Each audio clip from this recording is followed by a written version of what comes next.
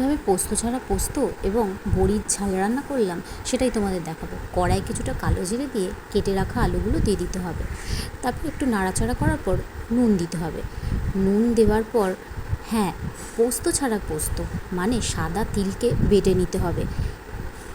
সাদা তিল একটু পরিমাণ মতো নিয়ে তার মধ্যে একটু জল দিয়ে নেড়ে ভালো করে একটা পেস্ট তৈরি করতে হবে।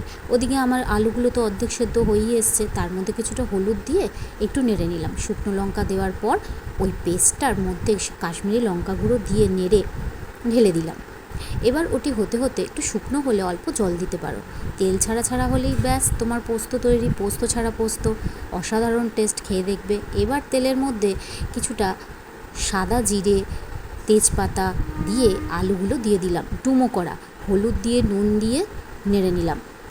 নেড়ে নেওয়ার পর আদা, জিরে, ধনে সব দিয়ে আমার ভেজে রাখা ছোলার ডালের বড়ি, হ্যাঁ সেটাই দিয়ে দিলাম। চাপা দিয়ে হতে দিলাম, নাহলে সেদ্ধ হবে না তো।